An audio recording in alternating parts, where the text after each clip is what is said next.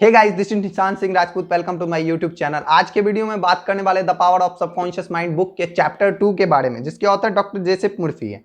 तो चैप्टर 2 के जरिए हम लोग समझने की कोशिश करेंगे कि चैप्टर 2 में ऑथर क्या बताना चाहते हैं।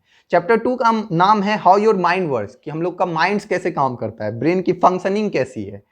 तो उसके थ्रू हम लोग समझने की कोशिश करेंगे और उसमें कुछ इंपॉर्टेंस लाइन को मैंने टिक मार्क किए हैं। कुछ इंपॉर्टेंट स्टोरी के जरिए इस चैप्टर 2 को समझने की कोशिश करेंगे।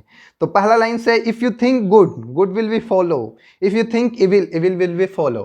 यानी अगर आप अच्छा सोचोगे तो अच्छाई आपको फॉलो करेगी, अगर आप बुरा सोचोगे तो बुराई आपको फॉलो करेगी। तो आपके हाथ में चॉइस है, हमारे हाथ में चॉइस है कि हम कैसे सोचते हैं। फॉर एग्जाम्पल, अगर हम लोग अच्छी वीडियो देखते हैं तो अच्छी वीडियो देखने का मन बार बार करता है। अगर हम लोग बुरी वीडियो देखते हैं तो बुरी वीडियो देखने का मन करता है। तो एक लूप बन जाता है। अगर कोई न्यूज़ देखता है तो उसको बार बार न्यूज़ देखने का मन करता है। तो एक लूप बन जाता है। तो ये माइंड ब्रेन का एक पैटर्न है कि वो लूप बनाता है। तो आपके हाथ में चॉइस है, हमारे हाथ में चॉइस है कि हम कैसी वीडियो देखते हैं या कैसा सोचते हैं। अगर अच्छा सोचेंगे तो अच्छा ही रिजल्ट आएगा। आगे बढ़ते हैं। आगे बताया है इस चैप्टर में, what is the difference between conscious mind and subconscious mind. Author ने बताया कि ये ब्रेन तो एक ही है ना, माइंड एक ही है, लेकिन माइंड में दो स्फेयर्स हैं, दो पार्ट्स हैं। एक है कॉन्शियस माइंड, दूसरा है सबकॉन्शियस माइंड। तो कॉन्शियस माइंड क्या होता है? जो काम हम लोग जानबूझ के करते हैं या जो हम लोग डिसीजंस लेते हैं, वो सब कॉन्शियस माइंड का काम है। जैसे हम लोग लाइफ पार्टनर को चूज करते हैं, या हम लोग कोई बुक पढ़ते हैं या बुक को चूज करते हैं। फॉर एग्जाम्पल, मैंने यहाँ पे पेन है, इस पेन को मैं उठाया, तो ये कॉन्शियस माइंड का काम है, क्योंकि हम लोग जानबूझ के कर रहे हैं। और सबकॉन्शियस माइंड का काम क्या है कि जो अपने आप ब्रीदिंग हो रही है, हार्ट बीट हो रही है, ब्लड सर्कुलेशन चल रही है, शरीर की सारी एक्टिविटी जो होती है वो सबकॉन्शियस के जरिए ही होती है। तो वो सब सबकॉन्शियस माइंड का काम है। तो हमारी 99% एक्टिविटी को कंट्रोल सबकॉन्शियस ही करता है। इसलिए हम लोग सबकॉन्शियस माइंड के बारे में पढ़ रहे हैं। तो इसमें ऑथर ने बताया कि जो भी हम लोग करते हैं तो उसमें यही दोनों माइंड पे डिपेंड करता है कि हम लोग क्या करते हैं। अब इसमें बताया कि हम लोग जो भी इंफॉर्मेशन गैदर कर रहे हैं through a mobile, through a book, तो उस पर हम लोग को पहले कॉन्शियस माइंड के जरिए क्वेश्चनिंग लगाना चाहिए कि क्या ये सही है या गलत है। अगर हम वो क्वेश्चनिंग नहीं लगाएंगे कि या ये सही है या गलत है, उसको एक्सेप्ट कर लेंगे, तो कॉन्शियस माइंड अगर उस पर दिमाग नहीं लगाएगा तो सबकॉन्शियस के पास ये पावर नहीं होती कि वो अच्छे बुरे का ज्ञान रखे। सबकॉन्शियस को कॉन्शियस अगर एक्सेप्ट कर लेगा, कॉन्शियस माइंड अगर एक्सेप्ट कर लेगा, हमारा जागरूक मन, एक होता है मन हमारा जागरूक होता है, जो अगर हम लोग जाग जाएंगे तो अच्छी चीजों को ज्यादा कर पाएंगे। तो इस बुक के थ्रू ऑथर यही बताना चाहते हैं कि हम लोग जाग जाए। ठीक है, तो कॉन्शियस माइंड में अच्छे इंफॉर्मेशन गैदर करे और बैड इंफॉर्मेशन को एलिमिनेट करे, खत्म करे। ठीक है ना। आगे बढ़ते हैं। तो इसमें कुछ टर्म्स है। एक टर्म्स है कि your subconscious mind doesn't have ability to argue or dispute what it is told. मतलब हमें हमारे सबकॉन्शियस माइंड को ये नहीं पता कि क्या सही है क्या गलत है।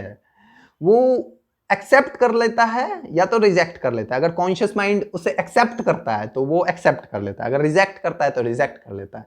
तो सबकॉन्शियस आर्ग्यू नहीं करता है। तो सबसे ज्यादा चॉइस किसके हाथ में है? कॉन्शियस माइंड के हाथ में। हमारी जो जागरूक माइंड होता है, चेतना होती है, हमारी चेतना के हाथ में है कि हम कैसे चीजों को एक्सेप्ट करते हैं और रिजेक्ट करते हैं।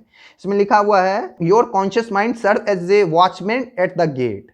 मतलब हमारे माइंड का एक वॉचमैन गेट जो है वो कॉन्शियस माइंड है। कॉन्शियस माइंड अगर अच्छी चीजों को एक्सेप्ट करता है तो सबकॉन्शियस में अच्छी चीजें जाएगी, अगर बुरी चीजों को एक्सेप्ट करता है तो बुरी चीजें जाएगी। तो हमारे हाथ में चॉइस है। और इसमें यह भी बताया गया है कि your subconscious mind is very sensitive to suggestion. अगर कोई भी सजेशन देता है तो सबकॉन्शियस माइंड बहुत ही सेंसिटिव होता है। अगर आपने जल्दी से जल्दी उसको रिजेक्ट नहीं किया तो सबकॉन्शियस माइंड उसको मान लेता है, तो वो सच होने के चांसेस होते हैं। उसके भी एग्जाम्पल ऑथर ने आगे दिए हैं। तो आगे हम लोग बढ़ते हैं, आगे समझने की कोशिश करते हैं क्या क्या बताया। इसमें बताया गया है, ऑथर ने बताया different reaction to the same suggestion. अगर किसी दो आदमी को सेम सजेशन दिया जाए तो डिफरेंट रिएक्शन आते हैं। जैसे एक एग्जाम्पल देना चाहूंगी कि अगर कोई एस्ट्रोलॉजिस्ट है या कोई भविष्य करता है, कुछ बोल देता है किसी का हाथ देखकर कि तुम्हारा आगे आने वाले 10 दिन बहुत खराब होने वाले हैं। तो इस एक्सपेरिमेंट में ऑथर ने बताया कि दो लोगों को सेम सजेशन दिया गया कि तुम्हारे आने वाले 10 दिन निगेटिव होने वाले हैं, बहुत खराब होने वाले हैं। तो एक ने मान लिया, उसे सच मान लिया, तो उसके 10 दिन बहुत ही खराब गए, लाइफ में बहुत मुश्किलें आई वो 10 दिन में। बट दूसरे आदमी ने उस चीज़ों को नहीं माना, वो बोला कि ये बकवास आदमी है, ये कुछ भी बोल दिया, मैं वो कैसे मान लूँ, मेरा दिन खराब। तो उसका दिन नॉर्मल गया, क्योंकि यहाँ पे यही ऑथर बताना चाहते हैं कि सेम सजेशन दिया गया, दोनों को सेम सजेशन दिया गया, लेकिन रिएक्शन दोनों का डिफरेंट है। तो आपके ऊपर है कि आप क्या मानते हो। अगर किसी चीज को, किसी अंधविश्वास को बहुत जल्दी मान जाओगे तो प्रॉब्लम आपकी ही होगी। तो सच को मानो और सच को देखने की कोशिश करो और क्वेश्चन मार्क लगाओ, जाग जाओ, जागरूक हो जाओ। कोई भी कुछ बोल रहा है उसमें फंसो मत। ये ऑथर का इस बुक के थ्रू मोटिव है कि हम लोग इस चीज को समझें। अब आगे बढ़ते हैं, एक स्टोरीज पे आते हैं। इस स्टोरीज में एक बहुत अच्छी सिंगर रहती है, बट क्या करती है वो, जब भी गाने जाती है, ऑडिशन देने जाती है, तो वो अपने आप को नेगेटिव सजेशन देती है कि मैं अच्छा नहीं कर पाऊंगी, मैं फेल हो जाऊंगी, मेरा इस बार भी ऑडिशन में सिलेक्शन नहीं होगा। तो नेगेटिव सजेशन देने के कारण क्या होता है, ब्रेन में नेगेटिव केमिकल्स रिलीज होने लगते हैं, जिसके कारण वो सच में ना गा पाती और सारे ऑडिशन में फेल हो जाती है। तो वो ऑथर से मिलती है, तो ये डॉक्टर जोसेफ मुर्फी जी से मिलती है। तो डॉक्टर जोसेफ मुर्फी उन्हें बताते हैं कि ब्रेन हमारा जैसे ही आप अंदर बोलोगे नेगेटिव, तो नेगेटिव ही रिएक्शन देगा। तो उसको बताते हैं कि आप अकेले में बार बार प्रैक्टिस करो कि मैं बहुत ही अच्छी सिंगर हूँ, बहुत ही कॉन्फिडेंस हूँ, बहुत अच्छा गाती हूँ, उसके बाद ऑडिशन देने जाओ। तो ये लगभग वो 1 महीने तक करती है, उसके बाद फिर ऑडिशन देने जाती है। तो वो इतनी बार अफर्मेशन कर चुकी होती है, मतलब अपने आप को बोल चुकी होती है कि मैं बहुत अच्छी सिंगर हूँ, मैं बहुत ही कॉन्फिडेंट हूँ, बहुत ही अच्छा गाती हूँ। तो उसका वो थॉट पक्का हो चुका होता है। तो वो नेक्स्ट टाइम ऑडिशन देने जाती है तो वो ऑडिशन आसानी से क्रैक कर लेती है। तो ये हमारा माइंड है कि जैसा जैसा आप बोलोगे अंदर अंदर, या अंदर अंदर जैसा ही निगेटिव पैटर्न बनाओगे या सोचोगे, वैसे ही आपका माइंड रिस्पॉन्स करेगा। ये ऑथर इस बुक में बताते हैं। अब नेक्स्ट है स्टोरीज, एक और है कि एक लेडीज होती है, वो थोड़ी ज़्यादा एज की हो जाती है, 75 ईयर्स की हो जाती है। तो वो कुछ भूलने लगती है थोड़ा थोड़ा। तो वो क्या ब्लेम करती, I must be losing my memory because of my age, क्योंकि मेरा एज हो रहा है इसलिए मैं अपनी मेमोरी को लूज कर रही हूँ, खो रही हूँ। तो बट ऐसा सच नहीं है। तो ये सोचने लगती है कि तब वो, अगर ये निगेटिव कमेंट है, अपने ऊपर निगेटिव अफर्मेशन है कि I must be losing my memory because of my age, मैं अपने एज के कारण सब कुछ भूल रही, तो धीरे धीरे वो सब कुछ भूलने लगती है। फिर वो ऑथर से मिलती है, तो ऑथर फिर उसे बताते हैं कि आप ये नेगेटिव सजेशन मत दो, अपने आप को बोलो कि मुझे सब कुछ याद है, मेरा ब्रेन डेवलप हो रहा है टाइम के साथ साथ, नॉट कि डल हो रहा है। बहुत सारे लोग सोचते हैं कि एज के साथ साथ माइंड डल होता है, डल नहीं होता है, डेवलप्ड होता है। जैसे वॉरेन बफेट 90 साल की उम्र में भी आज उतने ही एक्टिव है जितना वो पहले थे, और वो टैलेंटेड हो रहे हैं। 90 साल में भी वॉरेन बफेट और टैलेंटेड है। जिस तरह से हमारे यूएसए के राष्ट्रपति जो बाइडन जो कि हैं, वो भी 80 प्लस हैं, फिर भी उनका माइंड उतना ही ग्रोथ कर रहा है। तो हम लोग के मानने के ऊपर है कि हम लोग क्या मानते हैं। अपने अंदर नेगेटिव सजेशन देंगे तो नेगेटिव रिजल्ट आएगा, इसलिए हम लोग को पॉजिटिव सजेशन देना है और इस बात को समझना है कि नेगेटिव। तो इसी तरह से फिर ये जो 75 ईयर्स की लेडी थी, इसे ऑथर ने बताया कि आप पॉजिटिव सजेशन दो, तो अपने आप को वो पॉजिटिव सजेशन देने लगी कि मेरा याददाश्त नहीं जाएगा, हम इसे गेन कर लेंगे। तो पॉजिटिव सजेशन देने के बाद, अच्छी सजेशन देने के बाद उसका 3 वीक में याददाश्त नॉर्मल हो गया। नेगेटिव सजेशन को दूर रखना है। इस कहानी से हमें ये लर्निंग्स मिलती हैं। अब है सम कमेंट्स ऑन हेट्रोसजेशन। हेट्रोसजेशन होता है, हेट्रोसजेशन एक टर्म, क्योंकि जब हम लोग छोटे होते हैं तो हेट्रोसजेशन दिया जाता है, यानी बचपन में सिखाया जाता है कि तुम लूजर हो, तुम नहीं कर सकते, तुम ये नहीं कर सकते, सब कुछ बताया जाता है कि तुम नहीं कर सकते। ये नहीं बताया जा सकता है कि आप क्या क्या कर सकते हो, ये बताया जाता है कि आप क्या क्या नहीं कर सकते हो बचपन में। तो इस चीज पर ऑथर ने कमेंट किया है कि ये जो हेट्रोसजेशन है, इसको आप लोग सच नहीं मानो, इसको रिजेक्ट करो एज ए एडल्ट। ऑथर बोलते हैं एज ए एडल्ट, यानी 18 प्लस तो हो गए हैं हम लोग, तो 18 प्लस होने के बाद हम लोग को हेट्रोसजेशन को एलिमिनेट करना है। अगर उसको भी अभी भी सच मानते हैं तो ये गलत है। तो उसको, बिलीफ को हटाओ। जो भी हेट्रोसजेशन दिया गया है, तुम ये नहीं कर सकते, वो नहीं कर सकते, उसको हटाओ। अपने पोटेंशियल पे ध्यान दो, अपने ब्रेन पे ध्यान दो, पॉजिटिव सजेशन दो, उसके बाद एक्शन लो।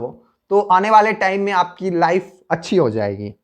इस तरह से ऑथर ने इस चीज़ों को एक्सप्लेन किया है, ठीक है, हेटेरो सजेशन के बारे में, जो कि हम लोगों को बचपन में दिया जाता है। You can't, you are fail, you have got a chance, you are wrong, तुम गलत हो, इस तरह से बताया जाता था। ये सब बचपन में हेटेरो सजेशन दिया जाता है, जिस तरह से बचपन में ही पक्का हो जाता है। तो अब बड़े होने के साथ साथ हम लोग को हेटेरो सजेशन को भूलना है, उसको हटाना है और पॉजिटिव सजेशन को लगाना है कि मैं कुछ भी कर सकता हूं अगर मैं उस चीज़ पे फोकस करूं। भले मुझे टाइम लग सकता है, लेकिन मैं फोकस करूंगा तो उसे क्रैक कर सकता हूं। इस तरह से अब एक स्टोरीज और है कि कैसे एक आदमी ने खुद को ही मार दिया अपने सजेशन से। देखिए, ये स्टोरी है एक इंडियन, जब ऑथर के रिलेटिव होते हैं तो वो इंडिया जाते हैं, तो इंडियन एक भविष्यकर्ता होते हैं जो भविष्यवाणी करते हैं। वो हाथ देख के भविष्यवाणी करते हैं ऑथर के रिलेटिव को कि तुम अगले मंथ के पूर्णिमा में डेथ कर जाओगे। तो वो जो होता है ऑथर का रिलेटिव, वो उसको सच मान लेता है कि सही में मैं अगले पूर्णिमा को डेथ हो जाऊंगा। तो वो बार बार अपने डेथ की प्रिपरेशन करता है, अंदर अंदर खोखला हो जाता है, सारे डॉक्यूमेंट्स को प्रिपेयर करता है कि मैं घर उसके नाम करूंगा, ये वो। तो आने वाले पूर्णिमा में उसकी डेथ हो जाती है। अब ऑथर यहाँ पे बताते हैं कि वो इसलिए नहीं मरता है क्योंकि वो भविष्यकर्ता सच बोलते, वो इसलिए मरता है क्योंकि अपने माइंड में उतने वो नेगेटिव सजेशन देता है कि वो सही बोल रहे हैं। वो ब्रेन में एक्सेप्ट कर लेता है नेगेटिव थॉट को कि मैं सही में मर जाऊंगा अगले पूर्णिमा को। तो उस तरह से वो अपने लाइफ को डिजाइन करता है और मरने की तैयारी कर लेता है, इसलिए वो मर जाता है। तो कोई भी भविष्यवाणी जो करता है वो इसलिए सच नहीं होता है कि क्योंकि वो भविष्यवाणी जानता है, वो इसलिए सच होता है क्योंकि हम लोग भविष्यवाणी मानते हैं। ऐसे लोग जो होते हैं सुपरस्टिशन पे विश्वास करते हैं, इसलिए वो भविष्यवाणी सच होता है। तो हम लोगों को ये समझना है कि अगर हम लोग नेगेटिव सजेशन को मान लेंगे तो नेगेटिव केमिकल्स रिलीज होगी और हमारे ब्रेन में हमारा ब्रेन इतना पावरफुल है कि वो नेगेटिव केमिकल से हमारी जान भी ले सकता है, हमको डिप्रेशन में डाल सकता है, हमको बीमार कर सकता है। तो कुछ भी हो सकता है हमारे साथ। तो हम लोग को ये चीज समझना है कि दूसरों को नेगेटिव सजेशन में नहीं आना है, ठीक है। इसी तरह के स्टोरीज के साथ इस वीडियो को मैं खत्म करता हूं। ये चैप्टर भी खत्म हुआ। इसके साथ अगर वीडियो अच्छा लगा तो जरूर कमेंट करें, कमेंट करके जरूर बताएं वीडियो में क्या गलती हुई या क्या मैं रिफॉर्म करूं। आपकी सजेशन मेरे लिए बहुत इंपॉर्टेंट है। तो प्लीज वीडियो अच्छा लगा तो लाइक कर दीजिएगा और कमेंट प्लीज जरूर करें। Thank you so much.